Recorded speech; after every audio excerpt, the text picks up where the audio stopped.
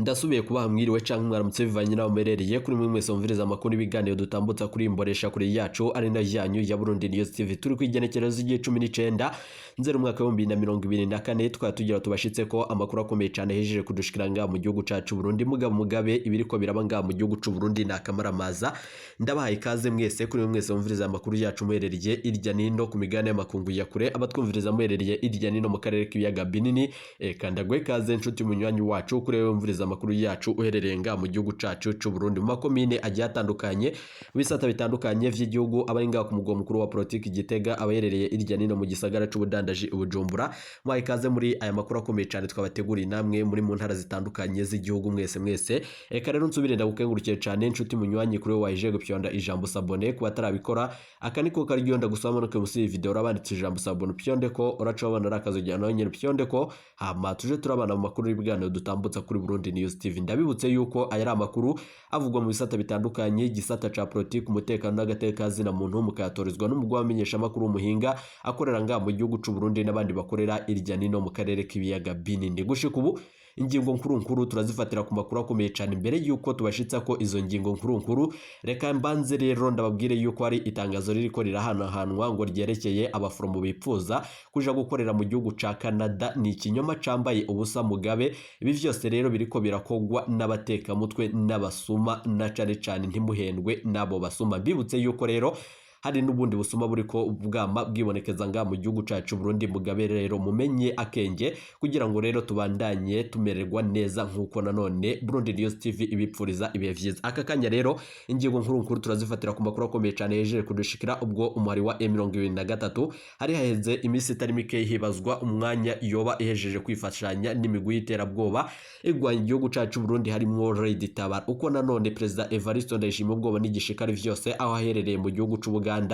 Perezida Evariste Ndayishimiye ku munsi w'ejo mu ijoro ryatambutse niyo nyene hatangazwaga yuko nanone yoba yatezwe agatego mu ndege yungurujwemwo yaturuka mu gihugu c'Ubugande. Ubugande ni mu nyuma z'uko bwari buhejeje imisi mitari mike y'ubutangaza yuko ingaruka rero zo kugara imipaka hagati y'igihugu c'u Burundi n'igihugu c'u Rwanda yo rero vyatanguye gushikira ku gihugu c'Ubugande huko biboneka yuko Ubuganda bukoresha umupaka na cane uhuza u Rwanda n'u Burundi mu kunguruza ibicuruzwa n'ibindi bidandazwa bitari bikeye biboneka rero nkuko nanone Uganda bugaragaza yuko atayindi nzira yo korohera ubwo Buganda na cane muri ivyo bikorwa bitandukanye mu gutambutsa uruja n'uruza rw'ibintu n'abantu nkuko amasoko yacu avyemeza mugabo ibi vyose rero bibaye mu nyuma z'uko President Evariste Ndayishimiye na bamwe mu bategetsi batari bake bonga mu gihugu cacu Burundi bafashe ingingo ikomeye cyane batatekereje neza ku ngaruka bizoca bikwegera akarambaraye ku banyagihugu n'abandi batandukanye bo rero abategetsi n'abandi batandukanye nkuko nanone bo bishimira kuba boshira ico nanone bafashe rero ku mufuko wabo mu nyuma z'uko ku neza y'abanyagihugu bo bategerezwa gufata ingingo ikomeye cyane yo kugurura izi mbibe hagati y'igihugu c'u Rwanda n'igihugu c'u Burundi tubipfurije rero kumviriza aya makuru n'ibindi twabateguriye aka kanya rero ingingo nkuru turazitangurira ku makuru akomeye cyane ahejeje kudushikira aho President Evariste Ndayishimiye ari mu gihugu c'Ubugande mu nyuma z'uko rero yoba umutekano wiwe umerewe neza aho indege ya SADC bivugwa yuko rero yishikaye nga ibujumbura kugira ngo rero yunguruze abasirikari bashika amajana 2 nubwo nanone ibitigiri vy'ukuri bitaramenyekana abasirikari rero akaba ari abagiye gufashanya n'igisirikari ca FARDC muri Republika Iharanira Rusange ya Kongo aho President Evariste Ndayishimiye ategerezwa rero kwishikira mu nyuma z'uko rero agirana umubonano mugenzi we w'igihugu ca Kongo kumvo z'intsinzi iz'amatora muri Republika Iharanira Intwaro Rusange ya Kongo vyari biheje imisi itari mikeyi vyibazwa nanone ubwo nanone umwari w'inyeshamba wa Red Tabara woba uhejeje kwifashanya na M23 uko vyoca bikwegera Uburundi akarambaraye aka kanya rero Red Tabara ikaba rero ihejeje kumenyesha ikintu gikomeye cyane nkuko nanone iboneka yuko ifise ico igwanira n'ibindi bitandukanye nubwo nanone idahabwa ijambo ngaha mu gihugu cacu Burundi dufatiye ku mabi ariko arakogwa ngaha mu gihugu c'u Burundi agakogwa na bamwe mu bategetsi na cane mu gutoza imbonera kure ibikorwa vy'ubwicanyi biraboneka yuko rero ngaha mu gihugu c'u Burundi hari abicanyi baruta aba Red Tabara nkuko amasoko yacu avyemeza mbibutse yuko mugabo ibiriko biraba ngaha mu gihugu cacu Burundi President Evariste Ndayishimiye n'abandi bategetsi bo bagaragaza agashavu baboneka yuko nanone vyoba nanone biboneka yuko abo bategetsi ngo boba bagorana na President Evariste Ndayishimiye ariko amakuru akomeye cyane nuko Red Tabara yoyo ihejeje kwemeza yuko umushikiranganje wa mbere Gervais Ndirakobuca bataziranda kugarika ategereje ategerezwa gupfa mu nyuma z'uko ibona yuko rero ari we yoba intambamye mu nyuma z'uko Perezida Evariste Ndayishimiye yoba ahagaritswe umutima. Atacizere gihari yuko Perezida Evariste Ndayishimiye amagara yiwe amerewe neza aherereye mu gihugu c'Ubugande, na cane cane ko biboneka yuko Perezida Felix Antoine Tshisekedi yagirije igihugu c'Ubugande gukorana n'umugwi w'inyeshamba wa M23 nk'uko amasoko yacu avyemeza. Ubutasi bwo Buganda umenyesha yuko rero akatari gakeyi nyenicubahiro General Major Evariste Ndayishimiye yoba nanone agiye guhura n'ivyago bikomeye cyane nk'uko n'abahanuzi biwe bamubwira mu nyuma z'uko afata urugendo yerekeza mu gihugu c'Ubuganda. Ubwo nyene bamubwiraga yuko nayo aho agiye kwishikira ari aho umwasi afise amabiro. Mbibutse yuko amakuru akomeye cyane yejeje kudushikira ari amakuru ateye ubwoba mu nyuma z'uko rero Gervais Ndirakobuca batazeranda kugarika akwiye kugaba kuko umwanya yoba asubiriye umukuru w'igihugu nyenicubahiro General Major Evariste Ndayishimiye. Ntivyoca rero vyoroha yuko nanone hoba ko ikudeta ngaha mu gihugu c'u Burundi, aho Red Tabara vyoca biyigora gufata igihugu n'ibindi bitandukanye vyama biboneka ngaha mu gihugu cacu Burundi. Mugabo ibi vibaye mu nyuma z'uko Perezida Evariste Ndayishimiye wewe n'abansi biwe bahejeje gufata ingingo ikomeye cyane, ariko nanone mwibanga ntangere Perezida Evariste Ndayishimiye akaba atazi yuko afise abansi biwe bamugendanira. Abiboneka yuko rero bamwe mu basirikare bamugendanira bahawe amahera atari makeyi, bakaba barishuwe ayo mahera kugira ngo bazotore ikiziga ca Perezida Evariste Ndayishimiye vyitirirwe isanganya. Perezida Evariste Ndayishimiye ayerereye hose aragabe kuko ibigiye kumushikira birateye ubwoba.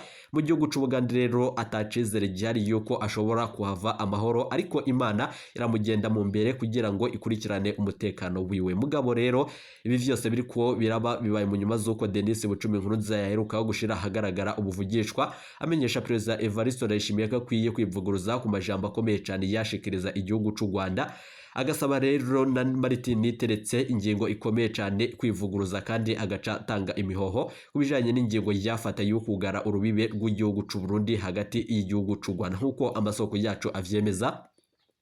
Turibuze kubigaruka ko muri aya makuru akomeye cyane twabateguriye, kandi turibuze gutanga umuco ese vyoba bimeze bite, niba koko Red Tabara yoba igiye guha imbaraga kandi igaha ingufu zikomeye cyane umuhari w'inyeshamba wa M23. Biboneka yuko Red Tabara izi neza igihugu cacu c'u Burundi. Red Tabara nakatari gakeyi yajeje kugaragaza umubabaro yuko rero hari vyinshi leta y'u Burundi itigera ishira mu ngiro. Biboneka yuko rero ibi vyose biriko biraba mu nyuma z'uko Martin Niteretse nawe nyene yatanguye kwagereza umushinga amateka agatorwaso kuba yoba akorana n'umwari w'inyeshamba nkuko amasoko yacu avyemeza. Reka tubanyuriremo gatoyi kuko umushinga amateka agatorwaso akaba n'umukuru w'umugambwe wa CNL aragabishwa n'umushikiranganje w'intwari yo hagati mu gihugu Martin Niteretse kuzokwemanga inkurikizi zose zizotegwa nuko umugambwe wa CNL wiyunze n'iminani za politike nanone ziheruka gutangaza ko zigiye guharanira inagurwa ry'amasezerano ya Arusha mu Rwandiko. Martin Niteretse yarungikiye umukuru w'umugambwe CNL kuri uwa 17 uheze Nzeri umwaka wa 2024 yamumenyesheje ko urwo runani nanone rugizwe n'imirwi y'iterabwoba. Ivyo rero birateye ubwoba n'uruhagarara mu banyamugambwe CNL, abona yuko rero ibiriko birakogwa na CNDD-FDD ariho nyangwa ry'amasezerano mu ntango z'uku kwezi kwa Nzero. Inani za politike zigizwe n'imigambwe harimwo umugambwe wa CNL, abanyepolitike ku giti cabo, amashiramwe nanone barandikiye urwandiko abakuru b'ibihugu vy'akarere, Perezida Joe Biden wa Leta Zunze Ubumwe za Amerika, Perezida wa Afrika y'Epfo, umunyamabanga wa EAC, umukuru w'ubumwe bwa Buraya, aho nanone basavye ko vyihuse nanone amakungu rero ahagurukirana cane kandi agarukira amasezerano yayo ya Arusha. Amasezerano y'izo nani zivuga ko rero yagiye arahonyangwa kuva mu mwaka wa 2005 umugambwe CNDD-FDD ushitse ku butegetsi, na cane mu mwaka wa 2025 aho umuyisi Perezida Petero Nkurunziza yitoreje ikiringo ca gatatu. Urwo runani ruvuga ko rero cari gitandukanye cyane n'amategeko mu mbabare gatoya, aho nyene hari mu mwaka wa 2015 ahubwo nyene umuyisi Perezida Petero Nkurunziza ari naho nyene habonekaga uruhagarara rukomeye cyane. Hakaba rero urubungu rero Perezida Evariste Ndayishimiye asaba yuko nabagerageje muri urwo ruhagarara gutembagaza ubutegetsi bakishikira nga mu gihugu c'u Burundi bagakubitwa intayi mu gahanga. Amakuru akomeye cyane yeje kudushikira mugabo muragabe rero ibiriko biraba nga mu gihugu cacu Burundi nakamara maza mbere yuko tubibashitsa ko vyose mu buryo bw'idonido. Reka rero amakuru yacu tuyabandaririze kuri uyu ukunzwe ngaha mu gihugu cacu Burundi muri kino gihe kizigenza muri kino gihe mu gihugu c'u Burundi, yitwa Anastase Hicu Burundi. Abakoresha Twitter canke X baramuzi cyane, yahora mu bagize umurwiseni wahagarikiye amatora mu mwaka wa 2020 kuri Twitter. Yahora rero yirirwa aratukana gusa. Uwo wese rero yerekana ibitagenda neza mu gihugu amufata nk'umwasi w'igihugu. Imvugo yiwe rero ibamwo amacakubiri y'amoko no gutukana. Uwusomye ivyiwe yibaza ingene yageze ku rwego nanone rwo guhagarikira amatora ku rwego rw'igihugu cacu c'u Burundi. Ejo haheze Anastase Hicu Burundi yararahiye nk'umucamanza mushasha wa sentare yubahiriza ibwiriza shingiro. Hirya y'ejo rero naho nyene itegeko ry'umukuru w'igihugu ryamugeze umuyobozi mukuru mushasha w'ikigo ONAPR, aho nyene asubiririye Pascal Nyabenda. Birateye ubwoba Pascal Nyabenda mu nyuma z'uko yoba igiye kwifashanya na bamwe rero mu batavuga rumwe n'ubutegetsi vyoca biba nanone ibikorwa bitandukanye vyoca bikwegera Perezida Evariste Ndayishimiye. Ayo mabanga rero ahambaye gutyo azoyabangikanya ku ruhande rumwe ari mu gisata c'ubucamanza, igisata kigenga na cane ica gatatu. Ku rundi ruhande rero ni umukozi wa leta atwara igisata ca leta. Mu mwaka wa 2027 azoca nanone urubanza ruhambaye rw'amatora rw'umukuru w'igihugu, azokwitwa umucamanza ataho yegamiye. Hanyuma rero ace urubanza rwo kwemeza ko sebuja rero yamukundwakaje kumugena na cane muri sentare yubahiriza ibwiriza shingiro no muri ONAPR azoba ari we nyene azoba yatsinze amatora. Ngubwo nanone ubwigenge bw'umucamanza ngaha mu gihugu cacu Burundi. Yamara Perezida Evariste Ndayishimiye yamatera akagongwe abanyagihugu avuga yuko ibikorwa ngaha mu gihugu cacu Burundi ari ibintu biteye ubwoba, kandi akamenyesha yuko rero ngaha mu gihugu cacu Burundi harimwo ibitariko biragenda neza, ko igihugu cacu cicwa n'abacamanza. Dufatiye kuri ayo makuru biraboneka yuko Perezida Evariste Ndayishimiye yama agaragariza abanyagihugu yuko adufisiye ikigongwe, ariko nanone mugabo biragaragara yuko ariko arakoreshwa akamwana wa mama mu gutanga ubuzi n'ibindi bikorwa bitandukanye. Vyabaye mu nyuma z'uko rero kuri ubu ngubu Pascal Nyabenda akuwe mu mabanga, aho Perezida Evariste Ndayishimiye hatamenyekanye neza imvo yoba yatumye Pascal Nyabenda akugwa mu mabanga. Mbibutse yuko nyene icubahiro General Major Evariste Ndayishimiye ari we yariye ubutegetsi Pascal Nyabenda, ariho nyene ari we yategerezwa kuba asubiriye muri Perezida Petero Nkurunziza. Dufatiye kuri ayo makuru,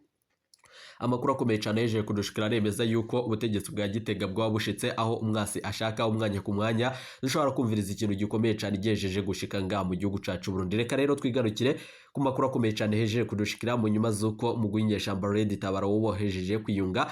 ku mugwi wa M23 ugwanira muri Repubulika Iharanira Intwaro Rusange ya Kongo, kandi biboneka yuko ufise ico ugwanira, aho Perezida Evariste Ndayishimiye wewe ubwiwe yishimiye kandi akaba nezerewe no gukura umuri wa M23 ku gataka ka Repubulika Iharanira Intwaro Rusange ya Kongo. Abihwezi vya politiki rero bakabaza Perezida Evariste Ndayishimiye iyo yoba ashaka gushira umuri wa M23, kandi rero ari abanyagihugu ariko arirukana mu gihugu cabo. Amakuru akomeye cyane yejeje kudushikira M23 yoba igiye gufata ingingo ikomeye cyane yo kwaka indaro mu gihugu c'u Burundi mu nyuma z'uko Perezida Evariste Ndayishimiye wewe yoba ari mu bikorwa bitandukanye vyo kuyikura ku gataka kabo ka Kongo nkuko amasoko yacu avyemeza. Amakuru rero ava mu menyesha makuru bitandukanye aremeza yuko M23 niyo heza gushira umukono n'igikumi ku masezerano ya Red Tabara bizoca vyumvikana yuko igihugu cacu Burundi kizoba gifashwe n'umwanzi. Niko rero ayo makuru abandanya amenyesha. Perezida Evariste Ndayishimiye umutekano wiwe ntumeze neza.